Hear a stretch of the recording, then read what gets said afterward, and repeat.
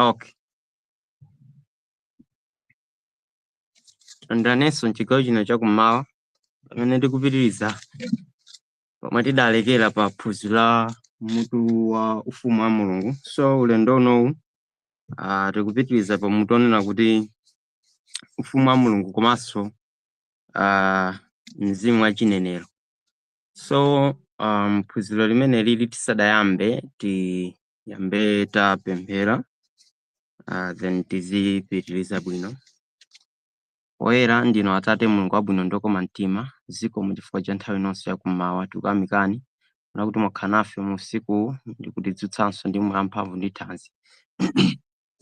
Kupezeka ndi moyo ndi chinthu cha mtengo wapatali chimene mwatipatsanso inde kuti tikaonenso kuwala kwa tsiku la lero maka mu tsiku ili kuti tikathe kukambirana mawu anu ndi kuphunzitsana komanso kuzindikira chimene mwatitengera mu tsiku la lero. Mfumu khala nafeni nthawi zonse tikusokera mzimu wanu maka mu nthawi iyi imene tili pa lesson imene ikuchita focus kwambiri pa nkhani ya ufumu wa inu Atate komanso mzimu wa chinenero umene tsopano mumaupatsa kwa ana anu mnyengo yake kati yakwana. Kotero tipempha kuti mzimu wanu titsogolere pamene tikukambirana mawu amene wa mfumu.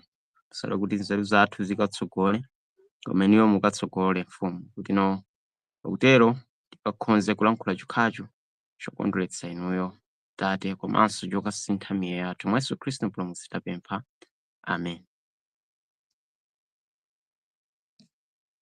So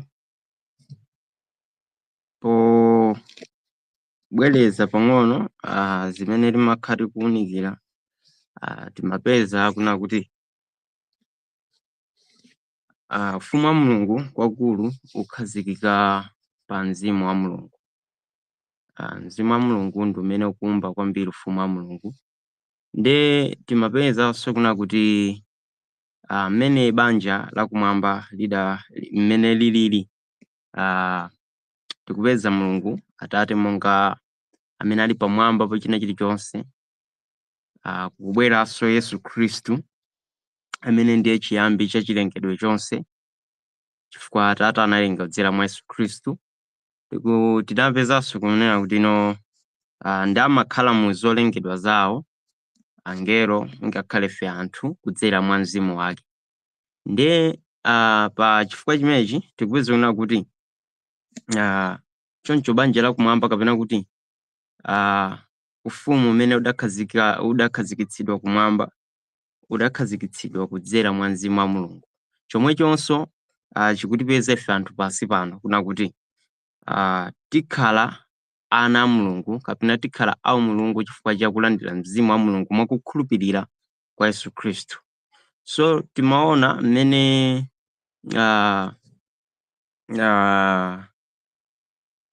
angelo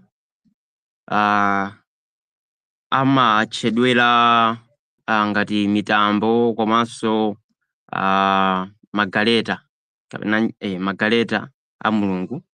So chachikulu china chimene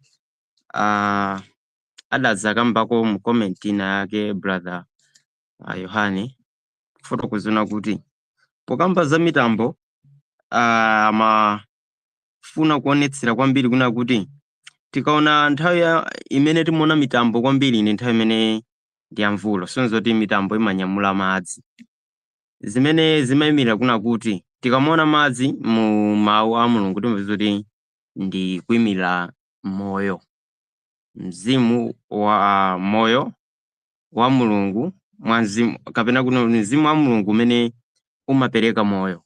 So ndi chimodzimodzi kuti kupezeka mu gulu la angelo. Chomwechonso tipeza kuna kuti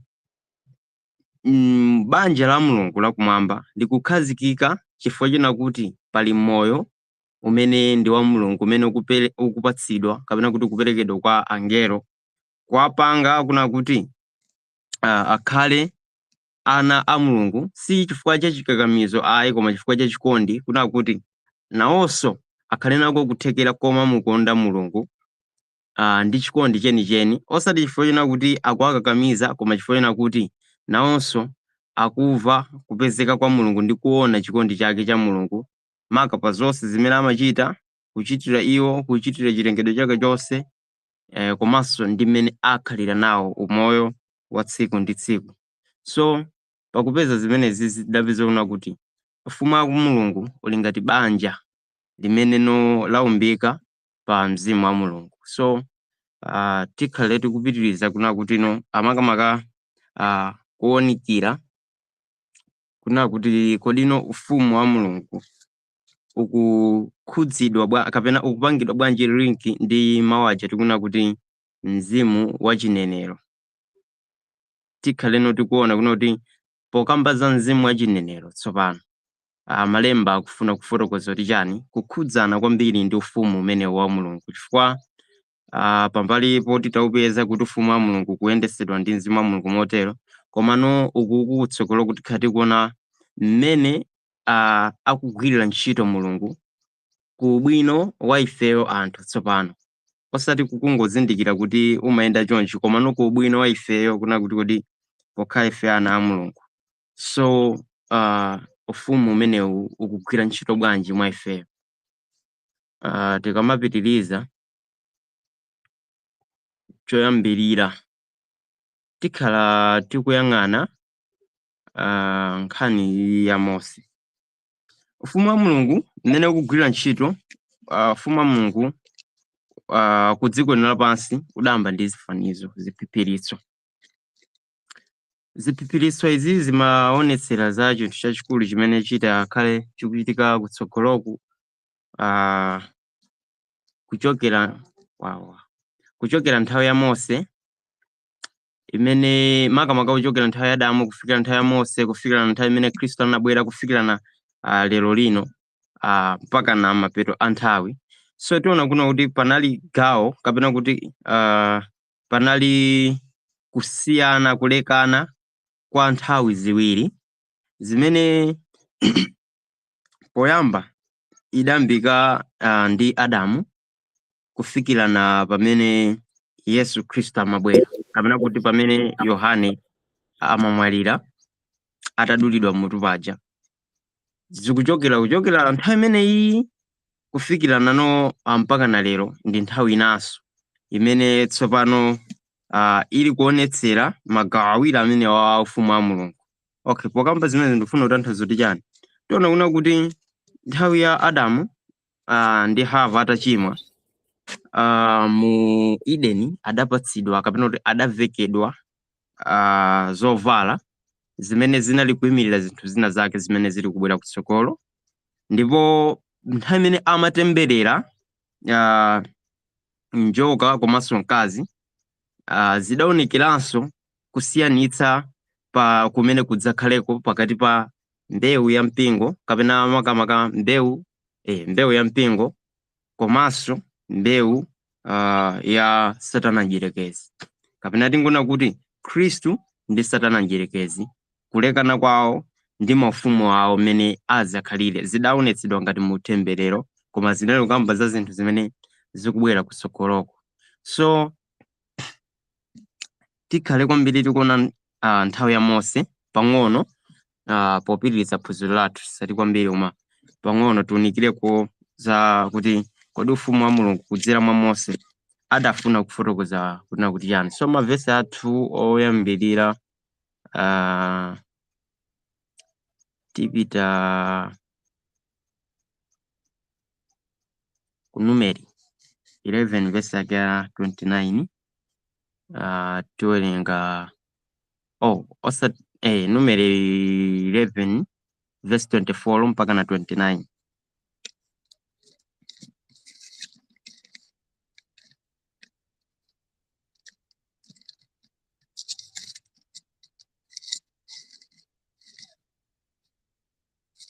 Amene akuyamba kuna kuti pa verse 24 akuti ndipo Mose anatuluka nauza anthu mawu a Mulungu, mawu a Yehova, nasonkhanitsa akulu a anthu 70 nawayimika pozungulira pa chihema. ndipo Yehova anatsika mu mtambo nanena naye, natengako.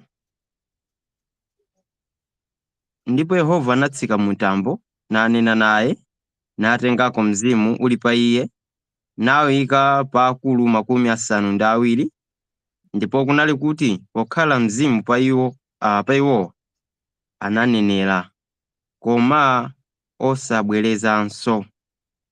Koma amuna awiri anatsalira mchigono, dzina la wina ndiye Elidadi, dzina la mnzake ndiye Medadi, ndipo mzimuwo unakhala pa iwo.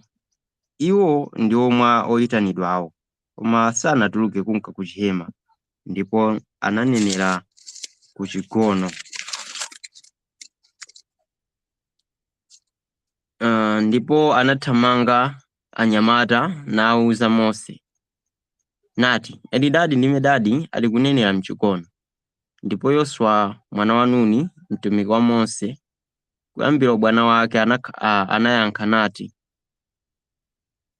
Mose, mfumu yanga, aletseni. Koma Mose anati kwa iye, kodi uchita msanje nawo chifukwa cha ine? Bwenzi anthu onse a Yehova atakhala aneneri, bwenzi Yehova atawayikira mzimu wake. Ndipo Mose ndi akulu onse a Israeli anasonkhana ku chigono. So nkhani iyi ndi nkhani yopatsa chidwi kwambiri kuyiva komanso kuyitsatira bwinobwino, chifukwa zioneka kuna kuti Mose adali atalemedwa tsopano ndi gulu la Israeli malingana ndi mmene amamupatsira bize. So tipezona kuti zidafika pona kuti Mose atadandaulira kwa Mulungu tsopano, zoti Mulungu amamufunsa kuti kodi dzanja lafupikira? Ndi pamene akumuwuza kuna kuti mawu anga udzapenya ngati adzachitika kapena ayi.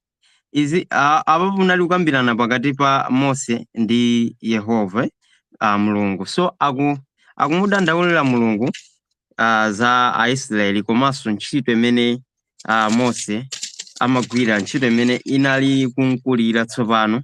So Mulungu ndi pamene akumuwuza kuna kuti ndi udzipezere tsopano amuna a mu Israeli amene akuthandizire weyo ntchito. So tiona kuna kuti Mose adawuzidwa kuna kuti asonkhanitse akulu aja. So akuna kuti makumi 70 ngati ndisakulakwa pange cheki, pamene akuna kuti 24 paja akuna kuti makumi 70. So ndekuti 70 apeza amuna 70 a Israeli kuna kuti adzimuthandizira ntchito. Nkhani ya Mose isikuyambira apapa pa nkhani ya kuthangatira anthu kapena kuonekera chinthu chopatsa chidwi chimenechi chikuna kuti Mulungu akulowererapo kunoti Mose athandizire ku amuna aja 70 kulandira mzimu wa Mulungu.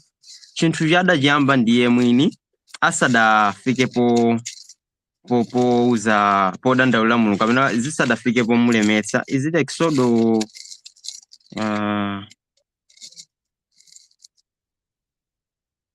Exodo 18 pamene pali nkhani ya Yetero anali mpongozi wa Mose. Mpongozi wa Mose ameneyu adadzamwendera Mose. So ankadabwa zimene zinkachitika ndi Mose ndi ana a Israeli. Tikamawerenga tipeza kuna kuti pa 18 pomapita musimo tipezona kuti ana Israeli amakampeza Mose ndi milandu yawo. nde Mose amayima ku chihema, ngati ndisakulakwitsa, ngati si ku chihema ndi ku chigono, ndi amayima nkumaweruza mlandu wa wina aliyense mu Israeli, wina aliyense tsiku lonse kuyambira mammawa mpaka nadzuwa kulowa. So Yetero mpongozi wake atabwera anadabwa kwambiri. Tikamawerenga pa verse 12 akuti ndipo Yetero mpongozi wa Mose anamtengera Mulungu nsembe yopsereza ndi nsembe zophera, ndipo Aaroni ndi anthu ndi akulu onse a Israeli anadza kudzadya mkate ndi mpongozi wa Mose pamaso pa Mulungu. Ndipo kunatero kuti mmawa mwake Mose anakhala pansi kuweruza anthu milandu yawo, ndipo anthu anakhala chilili pamaso pa Mose kuyambira mmawa kufikira madzulo. Ndipo pamene mpongozi wake wa Mose anaona zonsezi, iye anawachitira anthu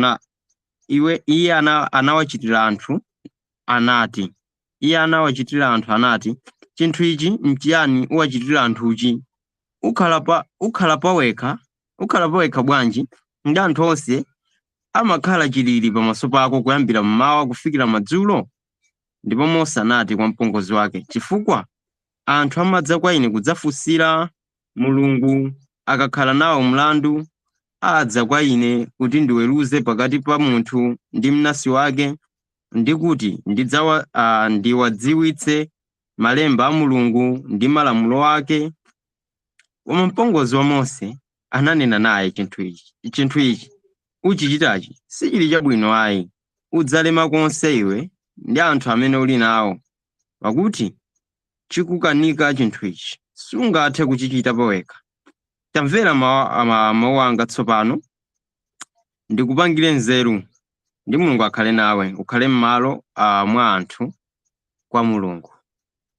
So Yetero akumpatsa langizo ilili atadabwa, useza bwanji udindo wa anthu osewa kumauza munthu mmodzimmodzi, kuwaphunzitsa malemba a Mulungu, kufunsira kwa Mulungu, kuweruza milandu yawo. So chidali chinthu chachikulu chimeneno afuwi chingakhala amachigwira, koma popita pa nthawi Yetero adapeza kuna kuti chinthu ichi chidzamulemetsa ndipo adzadana nacho. Izizi tikufotokoza kunena kuti pa nkhani ya ufumu wa Mulungu, mmene Mulungu tikuti akuyika ngati ziphiphiritso, tikupeza chinthu ichi kuna kuti ufumu wa Mulungu sukulowedwa ndi kuchitachita kwa ifeyo, chifukwa kuchitachita kwa ifeyo nkokanika kuna kuti tikafikire ku mzimu wa Mulungu, kapena kuti mwachidule Mulungu sadakhazikitseko kuna kuti chikhalireni, kapena kuti pa plani yake yeniyeni sadakhazikitseko kuti anthu akalandira mzimu wake atatha kugwira ntchito, chifukwa palibe ntchito imene ikhoza kutheka kuna kuti tigwire ifeyo ikakhoze kutipatsa mzimu wa Mulungu. Kulibe, chifukwa ntchito ina iliyonse imene tikhoza kupatsidwa kuti tigwire ikhoza kukhala yolephereka, koposera kuna kuti Mulungu achite yekha chinthu chicha kutithandiza kuti tikalandire mzimu wa Mulungu, osati mwakugwira ntchito koma kudzera mwa njira ina yake. So tikupeza kuna kuti Mose amayigwira ntchito yakuti aphunzitsa anthu mawu a Mulungu, akuwaweruzira milandu yawo, akuchichita chinthu chija yekha.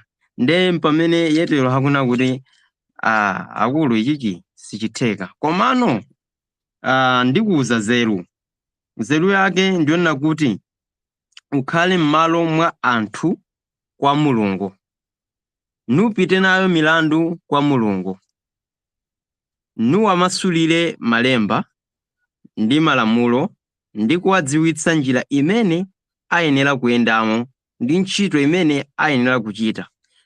Mose amayimirira chifanizo cha Yesu Khristu.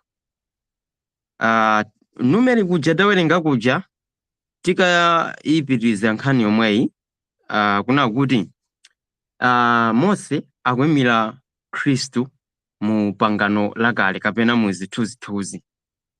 Ntchito imene amagwira Mose ndi ntchito imene Khristu adadzagwira, koma ndi mosiyana motere. Mose idali ya ziphiphiritso, pamene Yesu Khristu adadzionetsera ntchito yeniyeni kuna kuti ndi tsopano poyera, kuna kuti komanso iyambe kugwiradi ntchito mwa anthu. Pamene ukuku zimango phunzitsa chabe kuna kuti zidzatere chitsanzo ngati apa kuna kuti akakhalire anthu akakhalire iye akakhale akuti m'malo mwa anthu kwa Mulungu, zimene ndi Khristu yekha amene adazichita zizi, ndipo ndi system yoti imagwira ntchito. Chifukwa chani? Ali ndi moyo wa Mulungu mwa iye. Khristu adatikhalira ifeyo kwa Mulungu, kapena ndi nkhala pakati wa ifeyo ndi Mulungu. Timapezeka na kuti tilandire mzimu wa Mulungu tikudzera mwa Khristu Yesu. Even mapemphero athu akudzera mwa Yesu Khristu. So Khristu ndi amene akupereka mapempho athu onse aja kwa Mulungu. Khristu ndiye otiweruza, otipanga guide m'malo kapena kuti otikhalira ifeyo kwa Mulungu. Kupanda Khristu pakati pathu, senta yeni kapena kuti achipulumutso cha ifeyo kutengera malemba sichikuoneka. Chifukwa chani? Khristu anachita kubwera kunoku ku dziko lino lapansi. Pakubwera anabwera kuna kuti adzagonjetse umoyo umene udasokonekera pachiyambi, chifukwa ife eni ake sitidakagonjetsa. So akubwera kuna kuti adzakhale iyeyo m'malo mwa ifeyo koma kwa Mulungu. So akatichitire chinthu chimene ifeyo sitidakakhoza kuchita, akatitulire milandu yonse, komanso adzamve experience ya anthu amene ndi akugwa. Akayione experience yawo, then adzitipatsa chinthu chimene nchotiyenera ifeyo anthu amene mphamvu patokha sitingakhoze kuita chinthu chabwino. So tipezanso kuti kwa Hebrew kudakamba zinthu ngati zomwezo, kuna kuti amadziwa mmene timazunzikira nalo tchimo, amadziwanso mmene dziko lapansi, mavuto onse ali mdziko lapansi alili. Amadziwa kuti munthu wanjala amava bwanji, waludzu amava bwanji. Zonsezo amadziwa, ndipo amadziwa mayeso amene munthu amakumana nawo pokhala kuti Satana njerekezi akulamulira pa anthu. Amadziwa zonsezo. Ndi chifukwa chake anabwera kunoku kuti adzapange experience zonsezo, then azigonjetse. Akazigonjetsa sikuti akutiuza ifeyo sikuti gonjetsani, ine ndagonjetsa. Izizi zimene akhristu ambiri amakhulupirira, koma kutengera kufumu wa Mulungu kapena mmene ufumu wa Mulungu ulili chikhazikitso chake ndichona kuti ifeyo tichitiridwe chinthu chimene sitikadakhoza kuchita, ndipo umoyo wa Yesu Khristuyo umene udakhoza kukwaniritsa zonsezo ukakhale mwa ife wanthu. So chomwechi Mose amayimira Khristu kuna kuti ndi amene akhale nkhala pakati pa anthu a Israeli ndi Mulungu. So akuna kuti chilichonse chimene anthu akubweretsa Mose asachiweruze iye mwini, achipititse kwa Mulungu, chifukwa ndiye amene anali ndi kuthekera kolumikizana ndi Mulungu. Enda amakhala ndi kuthekera umene chifukwa chani? Chifukwa kuti analandira mzimu wa Mulungu. So mzimu wa umene udali pa Mose udali mzimu wa Mulungu umene amakhoza kufikirana ndi Mulungu chifukwa cha mphatso imene kapena kuti mzimu umene umampatsanso kuti akhoza kunenera kapena kuti kulankhula chimene Mulungu wampatsa kuti akayankhule kwa anthu. Chimene timachitcha uneneri, kunenera mawu amene Mulungu amafuna alankhule koma kudzera mwa mneneri amene ndi Mose. So tipeza kuna kuti uneneri wakewu ndi mphatso imene ndi mzimu woyera. So muva kuna kuti tikukamba zakuna kuti ufumu wa Mulungu ukukhudzidwa kwambiriso ndi nkhani ya uneneri, nchifukwa kuti mzimu wa chinenero onenera, kunenera mawu a Mulungu amene iye mwini amayenera alankhule koma sakuyankhula yekha, akudzera mwa gulu lina lake limene lapatsidwa mzimu wake. So mzimu wa Mulungu unali pa Mose nthawi imeneyo asadapereke kwa gulu lija 70. Nthawi iyi ndi pachiyambi. So tikupeza kuti atampatsa nzeru imeneyi, akuti ukachite chinthuchi ndi Mulungu akakuza chotero udzakhoza kupirira ndi anthu awonse adzapita kwawo mumtendere. ndipo Mose anamvera mawu a mpongozi wake nachita zonse adazinena.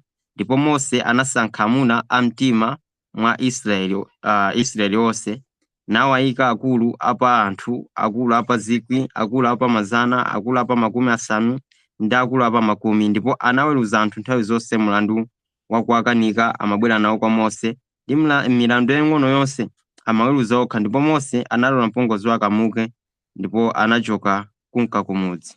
So tipeza kuna kuti idafika na poti idalino nthawi imenenso Mose adakhazikitsanso oyang'anira ena kapena kuti akuluakulu ena ma elders apa anthu ammalimana kapena mmabanja, tikhoza koma makamaka kuti mmalimana ngati pa mudzi pa banja kukhazikitsapo akuluakulu banja lina lilonse komanso palimana lina lilonse la Israeli.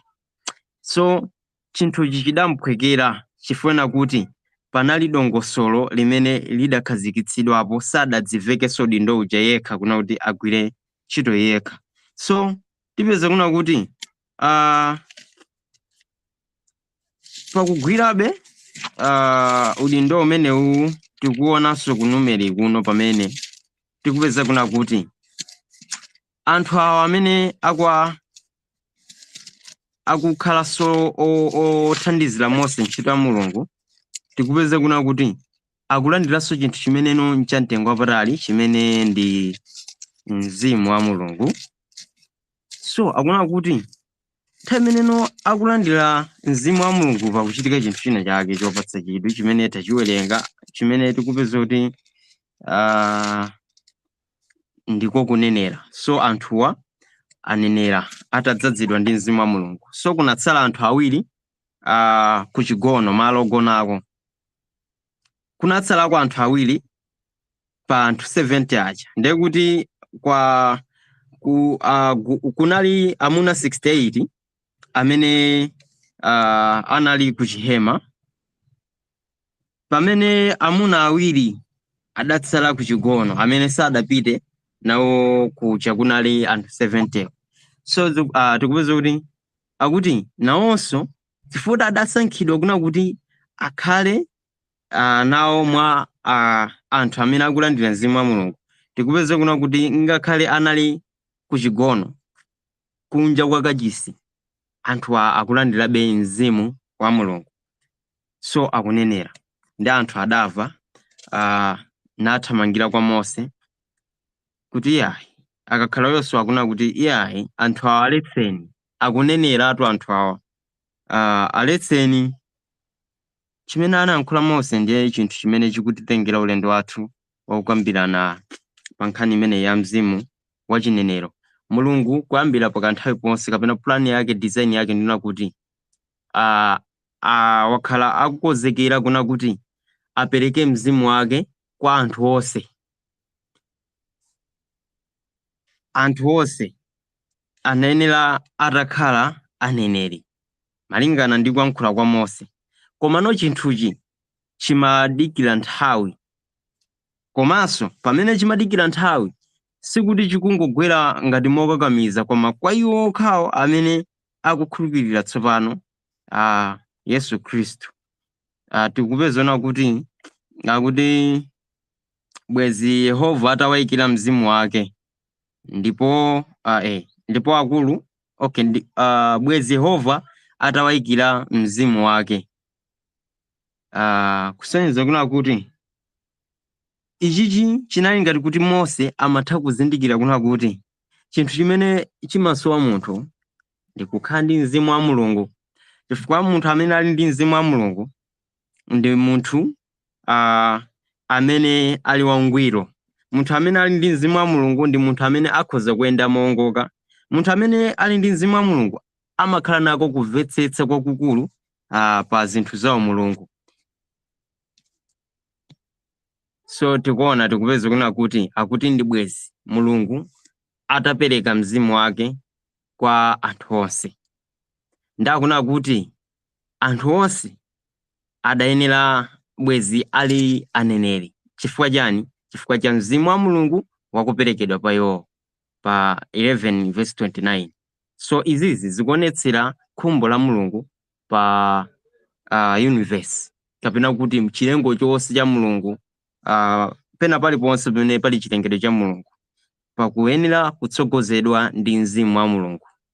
Iyi ndi mbali ya Mose imene amaonetsera kapena kuti kufotokoza za chinthu chakutsogolo koma chimene chikupanga ufumu wa Mulungu kukhala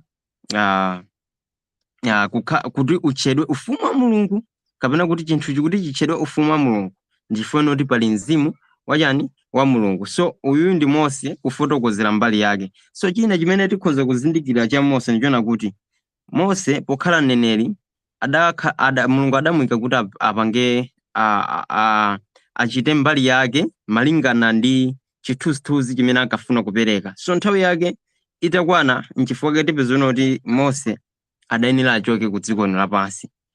Koma adakachoka bwanji ndi pamene tikupeza kuti pakukhumudwa ndi ana a Israeli adamenya Thanthwe lija nthawi imene samenera kumenya Thanthwe amenera angoyankhula nalo. Zikuweza kuti chifukwa cha chimenecho idaoneka ngati mistake imene idapangitsa kuti Mose asakalowe nawo ku Kenani. Koma ili linali dongosolo la Mulungu ndithu chifukwa choti utumiki wa Mose unkayenera ndithu usakafike ku Kenani. Kapena kuti utumiki wa chilamulo si umene ukhoza kutifikitsa ifeyo ku Kenani, kapena kuti si umene ukhoza kutifikitsa ifeyo ku ufumu wa Mulungu umene ndikulandira mzimu wa Mulungu. Nchifukwa chani tikutero ifanira kuti utumiki wa Mose kwakukulu gawo lalikulu linali la malamulo pambali pa nkhani iyi ya mzimu. Iyi ya mzimu idali ngati kungoonetsera kapena kuti kungosonyezera khumbo la Mulungu pa anthu. Koma kutengera ku utumiki wa Mose sunkayenera ukalowe ku Kenani chifukwa unali utumiki wakulamulira kudzera kunja kwa anthu. Utumiki womuuza munthu choyenera kuchita pamene mkati mwake mulibe chinthu chimene chocho. Ngati mukumvetsetsa tikufuna kufotokoza kapena kukhwimitsa fundo lina kuti mkati mwa munthu mokhotakhota mukuyenera kuti mukozedwe ndi mzimu wa Mulungu. So kwa munthu amene ali wokhotakhotayo kunja kwake akumpatsa kuti usabe pamene mtima wake umamuuza kuti abe, nde amangika kuna kuti asindiba, koma mkati mwake mukunkakamiza kuna kuti akulu uli mvuto lakutitu mukuswaja kuti nde muchisiya mkati mwake muli nkhondo imeneyoyo. Koma anthu okuona tikuona kuna kuti munthu uyu ndwakuno bwino isaba isachita izi, koma mkati mwake mukunkakamiza chita chimenecho. Endi popita 2-3 days mukuza kuti wachichita chinthu chicha anthu timuona ngati munthu ndwabwino bwino, koma tifuna kuti sitimadziwa mkati mwake. So tukamba kuna kuti ufumu umene makamaka nthawi iyi utumiki wa Mosewu unali utumiki omuuza munthu asachite chinthu chimene akhoza kuchichita kapena ndi chikhalidwe chake. Tikhulupira zikumvetsetseka kuna kuti utumiki umenewu anthu amene amatumikira a Mose adapatsa utumiki wa mchilamulo. So utumiki umenewu sukulingana ndi makamaka plan ya Mulungu kapena khumbo la Mulungu imene likuonetsedwa pa Anumeri paja.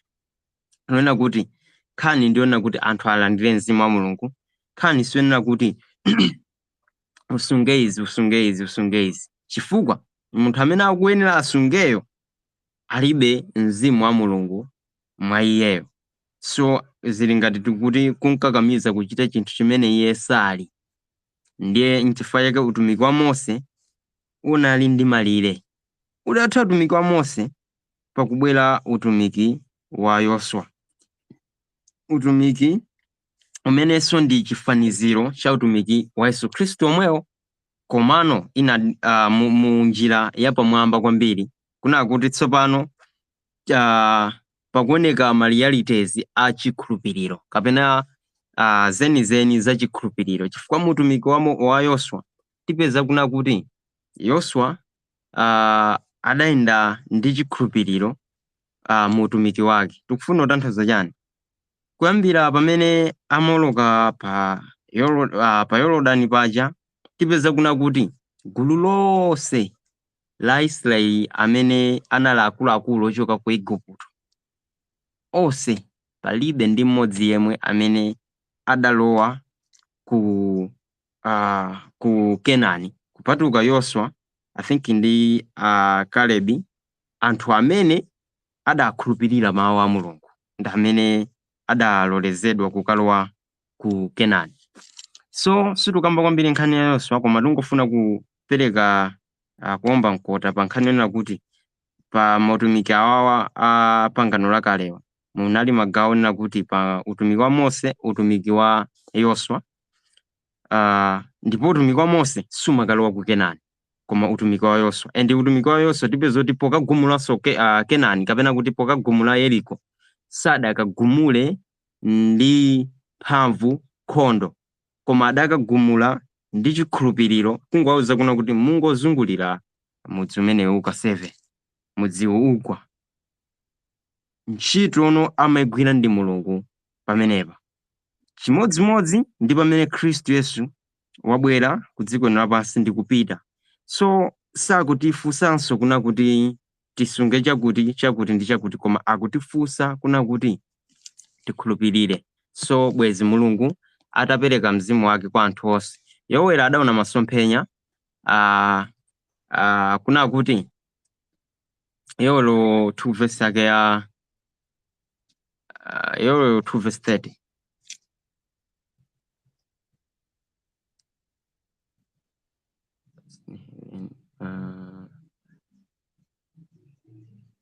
Yoweli 2 tiyambira 28 verse 28 komanso 29.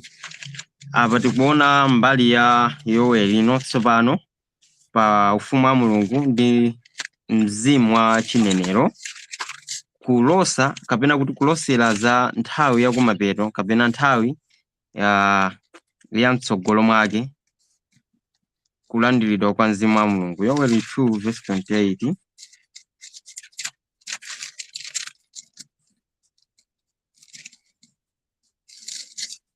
Pamene akuna kuti verse 28,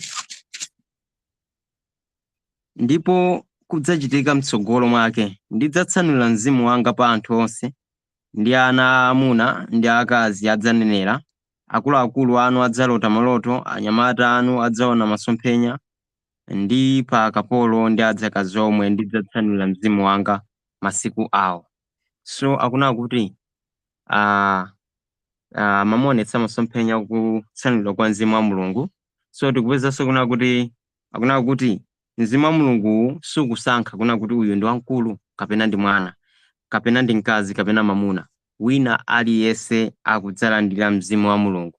Tikupeza ichichi kuna kuti chidachitika nthawi ya Pentecost, nthawi ya atumwi adalandiradi chinthu chichi, ndipo nkuyankhulano kwa Petro nenso adatsikimizira chinthu chomwechi kuna kuti tsopano ufumu wa Mulungu akhazikitsidwa.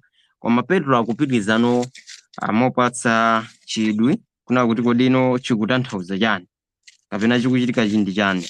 Machitidwe 2 verse yake 32 pamene akunena kuti Machitidwe 2 verse 32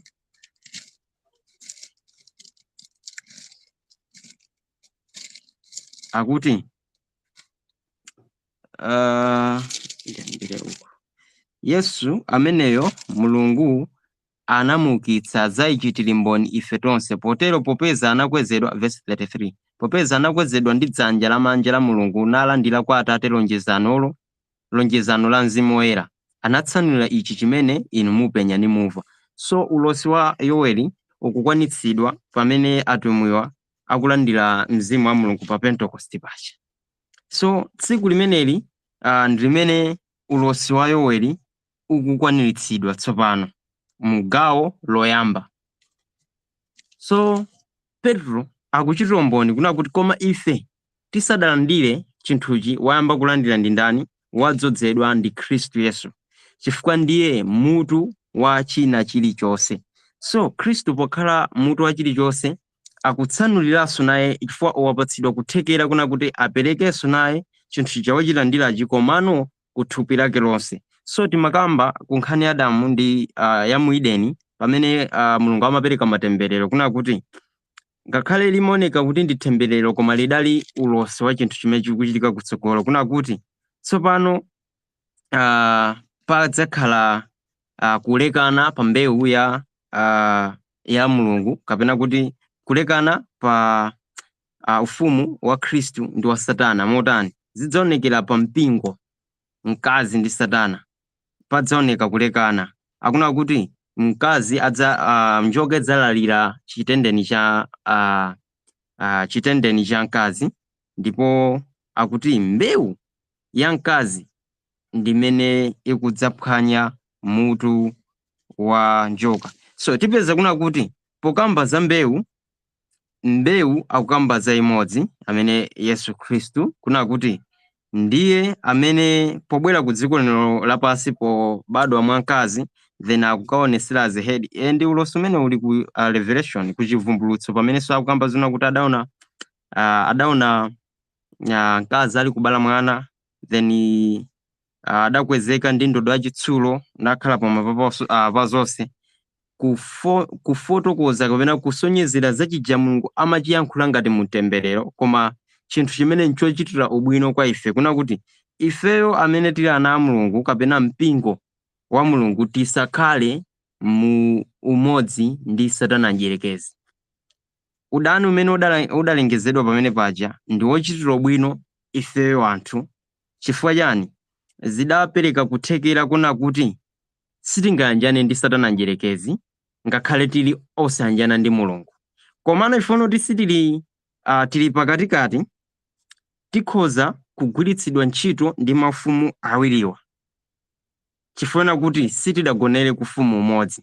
So tikupeza kuna kuti lonjezo la Mulungu pa ufumu wa umene adzakhazikitse pa anthu ukupezeka ku Yoweli kuna kuti ndidzachita ichi kuti anthu akulu ang'ono mkazi kapena mamuna adzalandira mzimu wa ineyo ku gulu limene lalekanisidwa ndi Satanali pamene kumbali ya Satana akhalanso ndi influence yake pa anthuwa chifuna kuti sadayanjanitse pakati pa iye ndi anthuwa awayikira udani ndithu ndipo udani umene wodapindulira ife kuna kuti pakhalenso mwayi wakuthekera kuna kuti pamene tisali tili adana Satana ngakhale nthawi yomweyonso ndife adana a Mulungu ifoti tilibe mzimu wa Mulungu nthawi zonse sitiganiza za Mulungu timatsutsana ndi Mulungu koma pakhale mwayi kuti patabwera Yesu Khristu ndi kuonetsera ntchito kapena chikondi chimene Atate ali nacho pa ife anthu tikakhoza kuona chinthu chija tikhoze kukopeka mtima ndi kusankha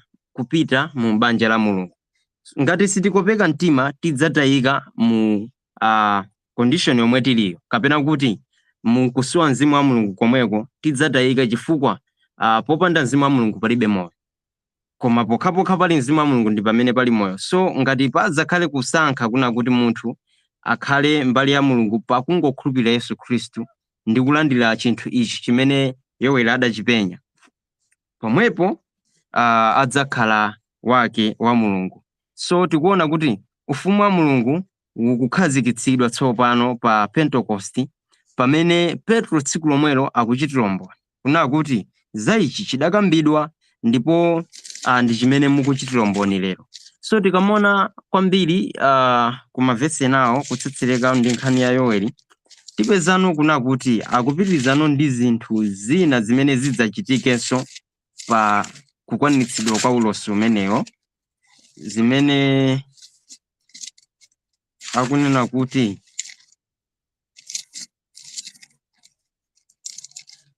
tinalekera 28 ndeti kupitiriza akuti ndipo ndidzaonetsa zodabwitsa kuthambo ndi pa dziko lapansi mwazi ndi moto ndi utsitolo dzuwa lidzasanduka mdima ndi mwezi udzasanduka mwazi lisanadze tsiku la Yehova lalikulu loopsa. Ndakuna kuti zinthu izi ziyenera kuchitika lisanadze tsiku lalikulu la Yehova loopsa akuti kuoneka kwa zodabwitsa kuthambo ndi pa dziko lapansi, mwazi ndi moto ndi utsitolo.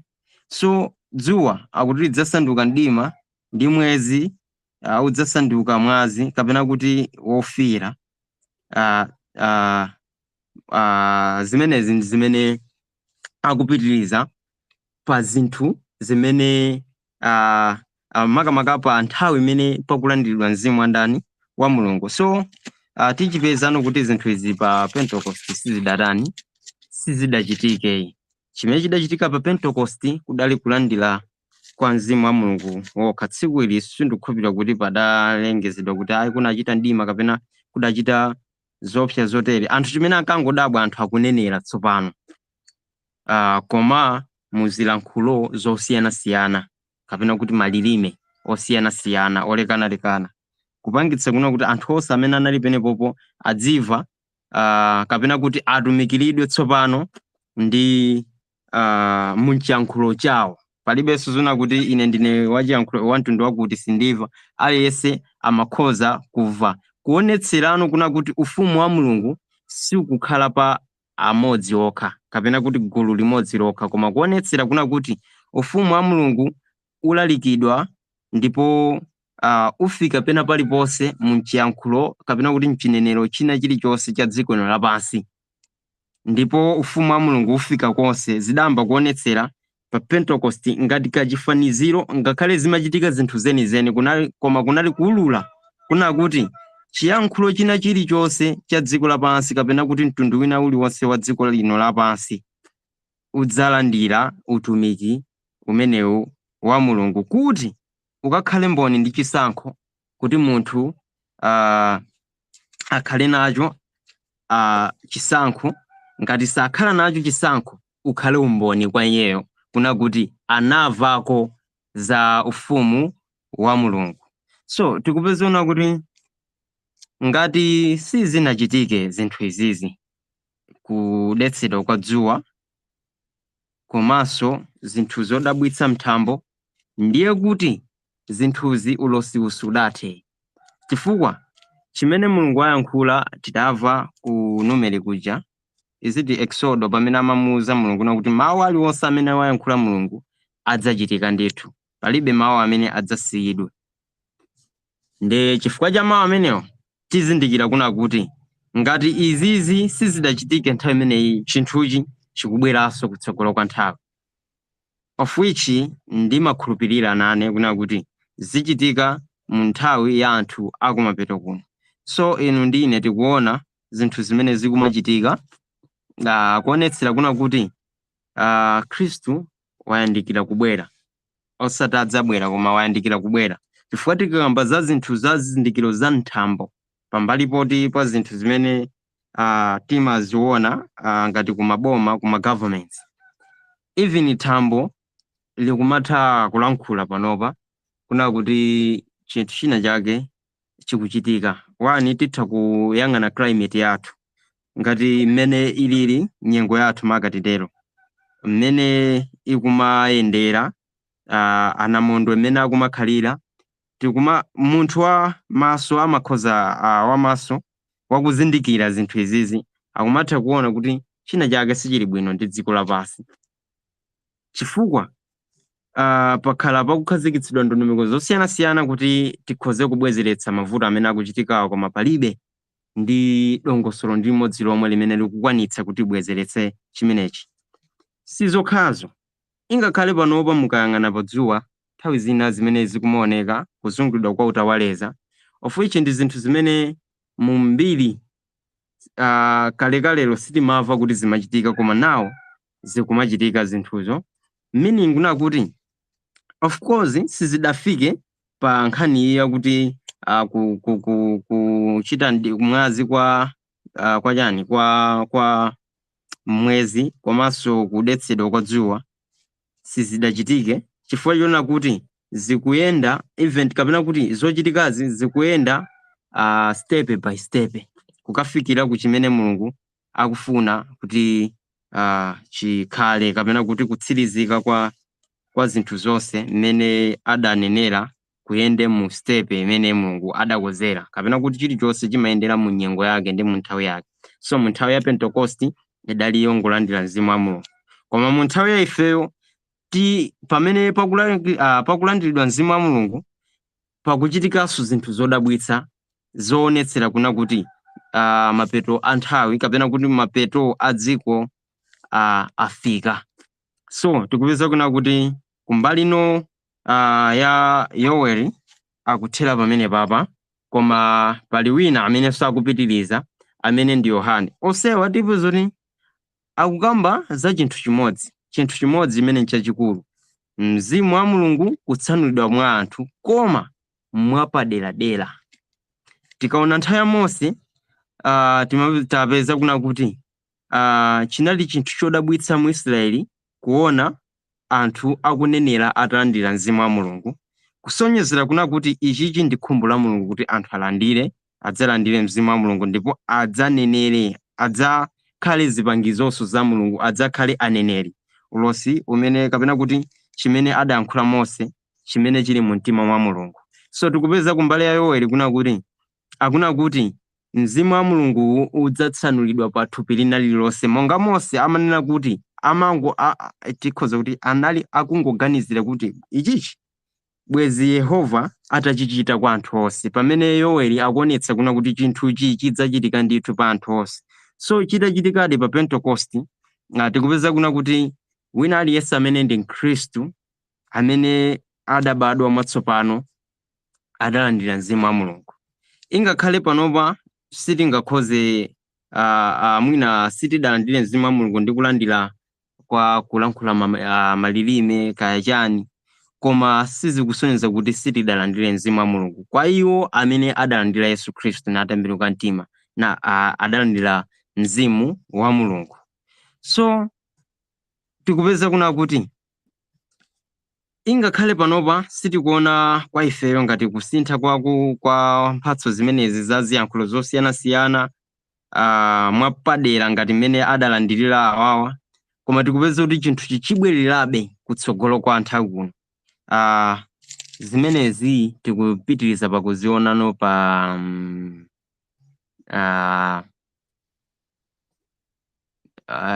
ku Yohane, komano pepani tisadafike kutsogolo kumeneku tipitirizebe kaye ndi Yoweli kaye, pamene akuna kuti pa Yoweli 2 verse yake ya 30 I think itawerenga, pamene pakuonetsa zinthu za mapeto a nthawi, kudetsedwa kwa dzuwa,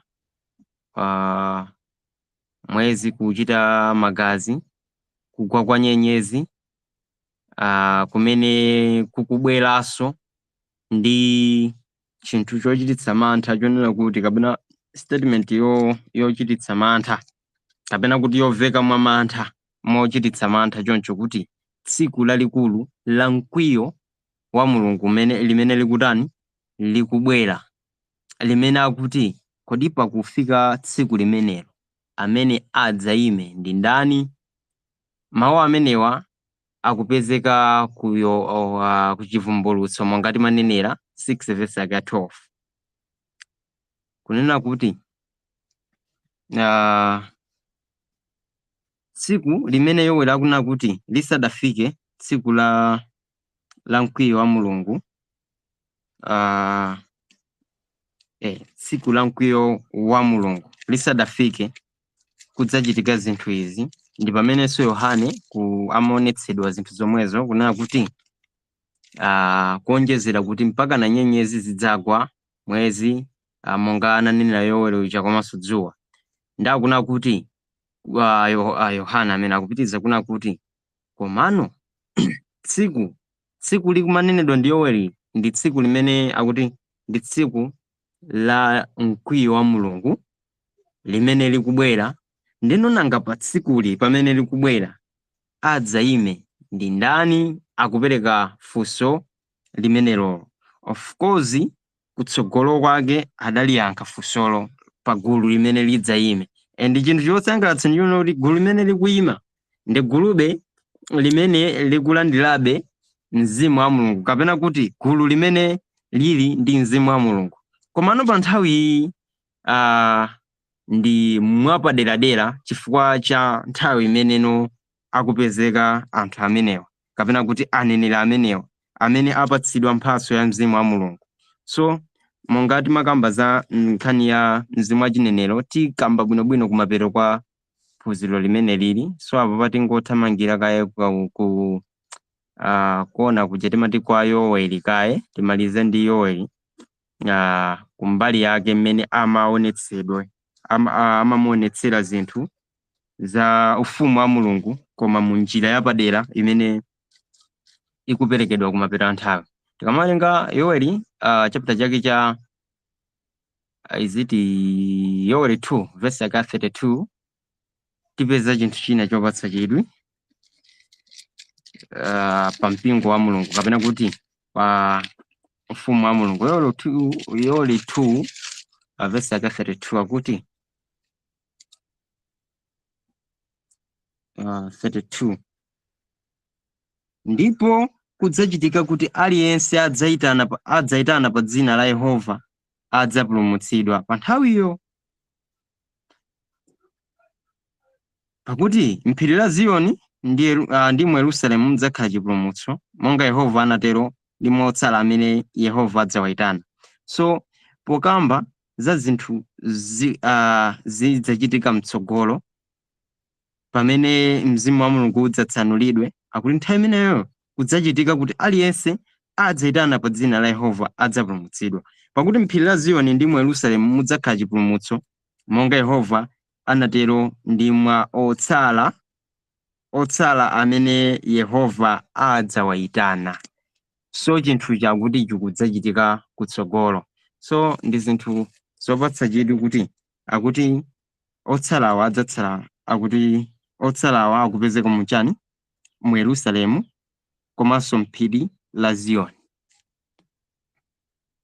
Koma pokamba zinthuzi ndi ulosi umene uli ndi kutanthauzira kwake kwa zinthu zenizeni. So tipeza kuna kuti akamakamba za phiri la Ziyoni komanso Yerusalemu zimenezo zoti ziwerenga kwa Heberi, komano apapa tikuona chinthu china chakaona kuti otsala remnant. Tikamona Chivumbulutso 17 verse makamaka 12 verse yaka 17 tikupeza mawu ena ake amene ndi achizolowezi kapena ndozolowereka kwa anthu ambiri, amene verse imene imachulidwa kuna kuti akuti chinjoka chidakwiya ndi mkazi ndipo akuti chidapita kukachita nkhondo ndi otsala a mbewu yake, mbewu ya mkazi. Ndi akuti iwo amene asunga malamulo a Mulungu ndi kukhala nawo umboni wa Yesu Khristu. Apapa tikutha kuona kuti otsala amene akunenedwa ku Chivumbulutso ma remnants akuti ndi iwo amene akusunga malamulo a Mulungu ndi kukhala nawo umboni wa Yesu Khristu. Koma akulumikizidwa ndi kapena kuti akulumikizika ndi phiri la Ziyoni limene ndi komanso phiri la Ziyoni komanso Yerusalemu wakumwamba. Chifukwa indani Yoweli sakukamba za Yerusalemu anthu amene fwa akuonawa ndi masomphenya. So Yerusalemu wakumwamba zimene zikuyimirira gulu la anthu ampangano latsopano. Anthu ampangano latsopano si ena ake koma oposera ifeyo, ndi ifeyo chifukwa ndi amene tili mpangano latsopano. So akuna kuti komano gululi lisunga malamulo a Mulungu likhalanso ndi umboni wa Yesu Khristu. Tikamona Hebrew 12 verse yaka 18 komanso 21 amakamba kuna kuti tayandikira ku phiri la Ziyoni kapena kuti tayandikira ku phiri limene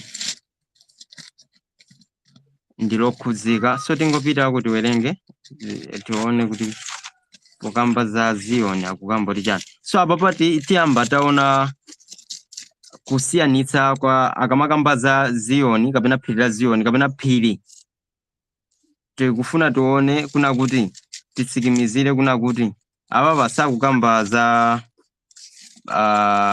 Yerusalemu akalekale kapena phiri la Ziyoni limene limatchulidwa kalekale. Ahebri 12 verse yake ya 18-21 akuti verse 12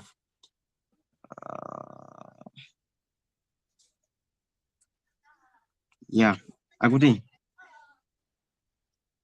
mwaichi limbitsani manja ongoka ndi mawondo olobodoka, ndipo lambulani misewu yolunjika yoyendamo mapazi anu, kuti chotsimphinacho chisapatulidwe mnjira koma chichiritsidwe. Okay, osati 12 koma nalakwitsa ikhale 18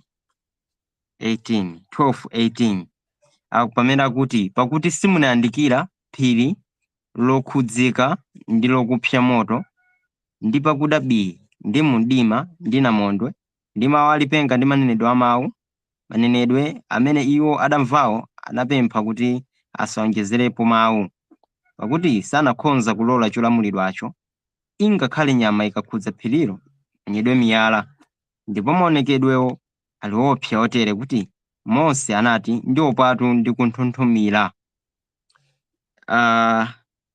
Phiri limene ifeyo ampangano latsopano si limene lili la Sinai, limene zonse zakambidwa azi anthu ampangano latsopano sakupanga experience zimene zizi. So pamene akamba phiri la Ziyoni akukamba zinthu zauzimu.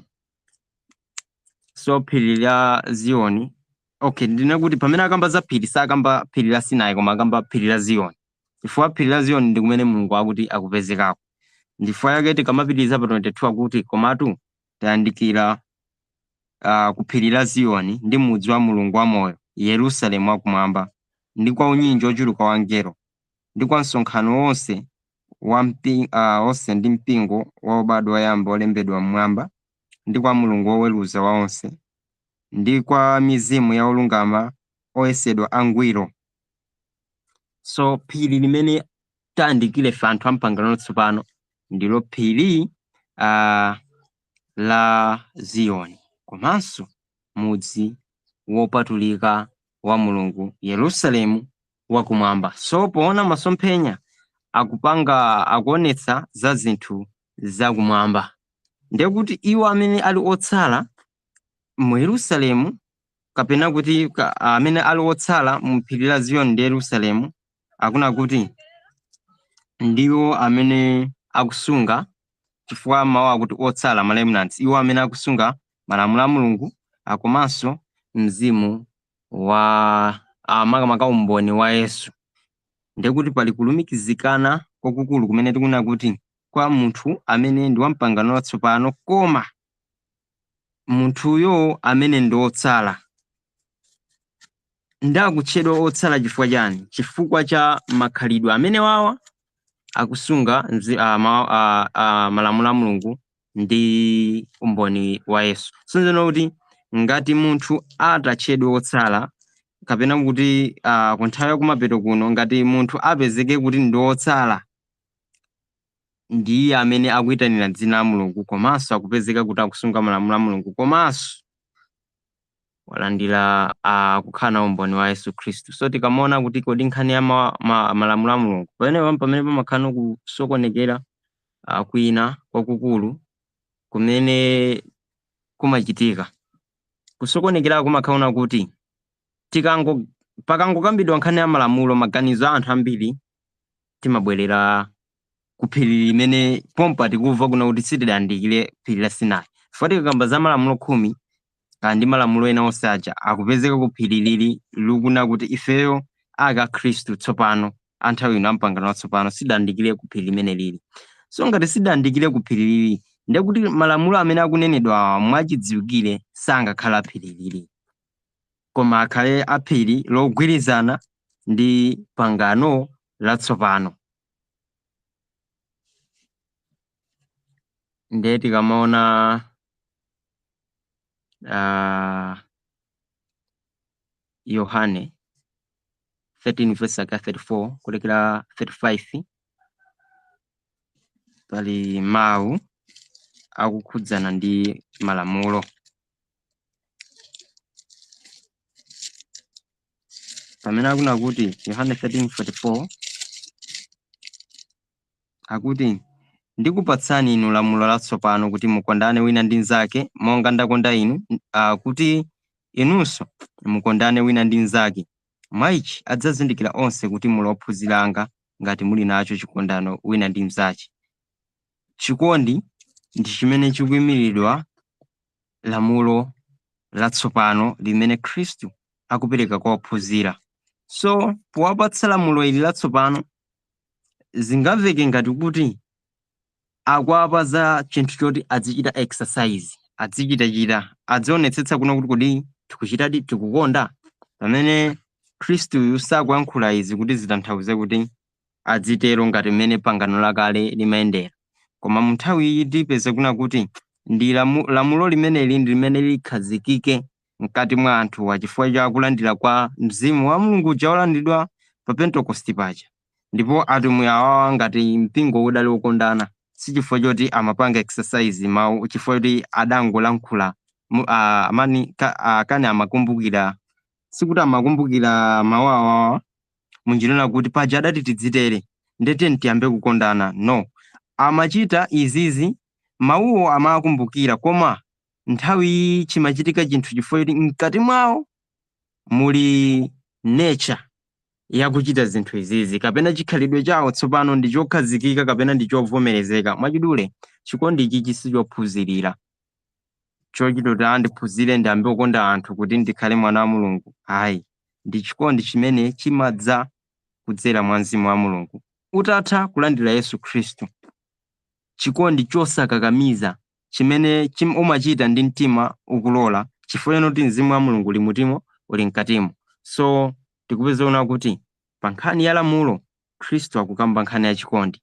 Chikondi ndi lamulo limene limadza mwa Mzimu wa Mulungu, chifukwa Mulungu ndiye chikondi. So ngati munthu ufuna kukhala wokonda, usaphunzirire, ingolandira Yesu Khristu amene ndi mwana wa Mulungu, amenenso mwa iye mukupezeka khalidwe lonse la Mulungu. So tipeza kuti chikondi ndi chimene chikuyimidwa ndi iwo amene akuti ndi otsala, amene pokamba za kusunga malamulo a Mulungu ndiye kuti mwa iwowo mukupezeka khalidwe la chikondi. Ndiye tikamona 1 Yohane 3:22-24 chikondi chimechi chikhala motani, chipezeka motani. So tikumpeza akupitiriza kufotokozeranso bwinobwino, kutambasula bwinobwino Yohane. So pamene tikumpanga koti mlembi inena tidzimuona uku ndi uku komwe mbali zonse mango onse, tisangopanga koti mawu amodzi kuti akwanitse kukhoza chiphunzitso. 1 Yohane 3 verse yake ya 22 komanso 24 pamene akuti ndipo chimene chilichonse tipempha tilandira kwa iye chifukwa tisunga malamulo ake, ndipo tichita zokondweretsa pamaso pake. Ndipo lamulo lake ndi ili, kuti tikhulupirire dzina la mwana wake Yesu Khristu ndi kukondana wina ndi mnzake monga anatilamulira. Ndipo munthu amene asunga malamulo ake akhala mwa iye, ndiye mwa munthuyo, ndipo mmenemo tizindikira kuti akhala mwa ife kuchokera mwa Mzimu amene anatipatsa ife. Nde Yohane akuti tizindikira bwanji pakusunga lamulo? Lamulo lanji? Akuti lamulo lake ndi ili, kuti tikhulupirire dzina la mwana wake Yesu Khristu ndi kukondana wina ndi mnzake. Lamulo ili silikufanana ndi lijali amanena kuti uzikonda Mulungu ndi mzimu wako ndi mtima wako wonse, nzeru zako zonse, ndi kukondana wina ndi mnzake. So lamulo ili silikufanana ndi limenelo, chifukwa lamulo ilo limapatsidwa mu pangano lakale. Pangano lakale malamulo 10 aja ankamangiridwa pa malamulo aona kuti uzikonda Mulungu ndi mtima wako wonse, lachiwiri uzikonda mnzako monga udzikondera iwe mwini. Mwachidule amakuwuza kuti ngati iweyo umadya mabanzi awiri, ndiye kuti wampeza munthu wina ali ndi njala mnzako, ufuna onetsere chikondi, tenga banzi imodzi umpatse, mkhale ndi basi yofanana. So ichocho ndi chikondi chophunzitsa, pamene chikondi chochitophunzirira, pamene chikondi chimene akamba Yohane apapa ndi chinthu chochitika mauzimu munchikhalidwe cha Mulungu, osati kuphunzirira kukuphunzitsa kuti udzitere koma utangotha kukhulupirira. Pamenepo wakwanitsa lamulo. Chifukwa chimene chichitika ndi chani? Ulandira mzimu wa Mulungu. Ukatha kulandira mzimu wa Mulungu, ukapatsidwa mzimu wa Mulungu, chimene chizionekera kwa anthu chozindikirika ndi chikondi cha pa munthu ndi munthu, kukondana wina ndi mnzake, monga anatilamulira, monga zimanenera ku Yohane kuja amankhula Khristu nguja. So icho ndi choonetserano tsopano kwa anthu, koma chochitika mkati ndi chikhulupiriro ndi kulandiridwa kwa mzimu wa Mulungu, chinthu chimene munthu sangachiphonye pa ulendo wa Chikhristu ngati akufuna akhale mchanjano ndi Mulungu. So tikupeza kuna kuti mzimu wa Mulungu ndi umene wagwira ufumu wa Mulungu. So tikakamba za ufumu wa Mulungu ndi kuti tikukamba za mzimu wa Mulungu. So tikupeza kuna kuti pamene akuna kuti iwo amene akusunga malamulo a Mulungu ndi umboni ndi kukhala umboni wa Yesu Khristu, akukamba za anthu amene amakhulupirira Yesu Khristu ndipo amankonda Mulungu, amankonda Yesu Khristu, ndipo mwa iwo muli mzimu wa Mulungu, ndipo chifukwa cha chimenecho ali nacho chikhalidwe chakukonda, ingakhale munthu amene ali naye chifupi kaya kutali, koma tingoti ali nako kuthekera kokonda munthu, chifukwa chonena kuti mzimu wa Mulungu uli mwa iwo. So mavesi atotsirizira Chivumbulutso 9 vesi yake 10 akuna kuti Chivumbulutso 9:10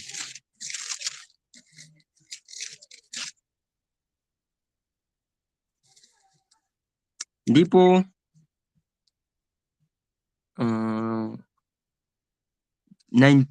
Chivumbulutso 19 vesi 10 osati 9. So akuti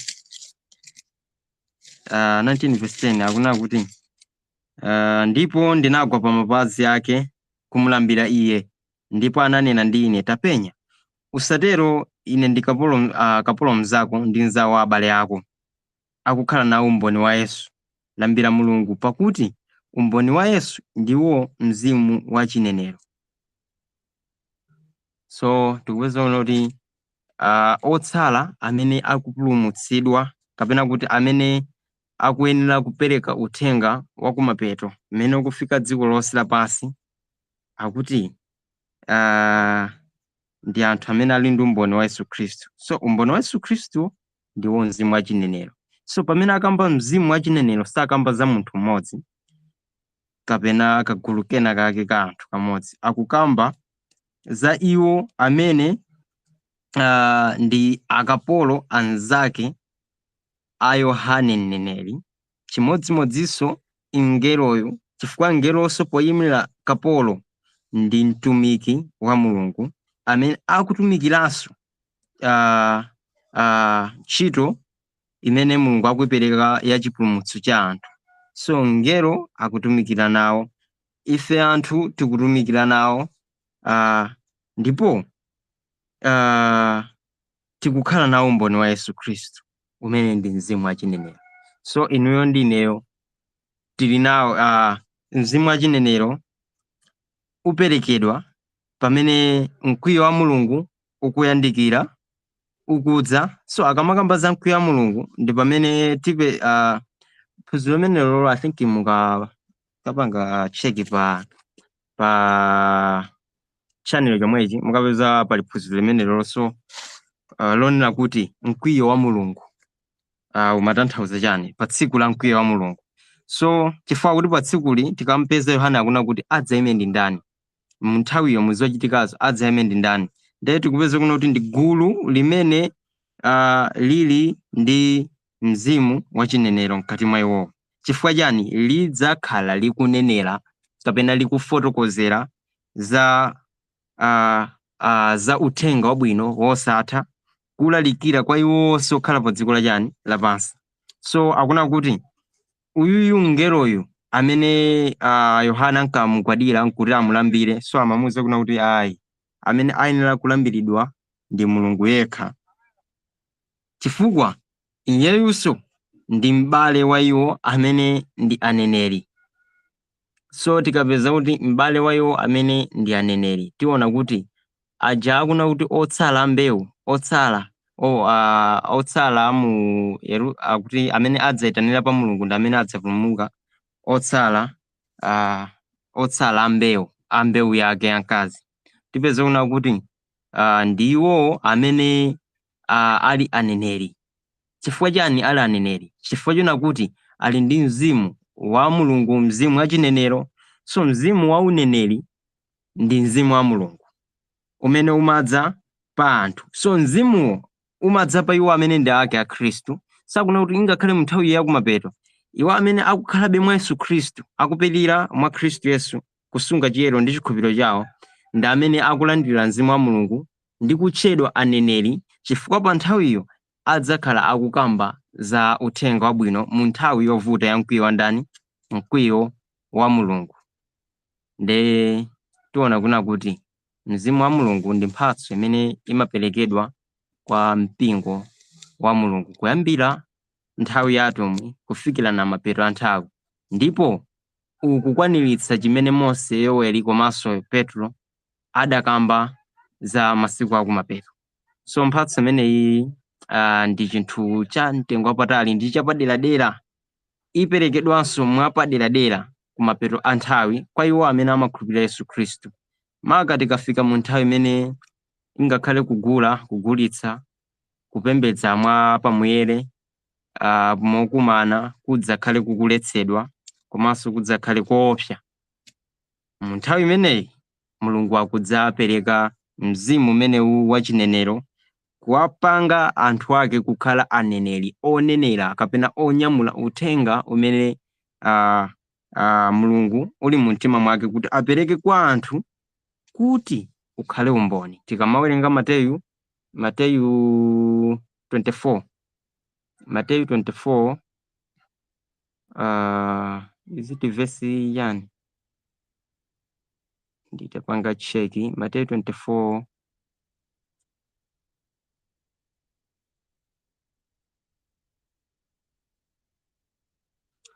okay, I think Matthew 24 verse 14. Mateyu 24 verse 14 imene akuna kuti uthenga wabwino, ndipo uthenga wabwino udzayikidwa dziko lonse lapansi kuti ukhale umboni kwa iwo onse okhala pa dziko lapansi, ndipo akuti pomwepo adzafika chimaliziro after kulalikidwa kwa uthenga wabwino. So imene liso ndi gawo limene tidzaone kutsogoloku, koma as of now tikupeza kuna kuti nthawi kumapeto kuti mapeto afike, kapena kuti nthawi ithe, kapena kuti dziko lapansi lithe, ndiye kuti litha pokhapokha patalalikidwa uthenga wabwino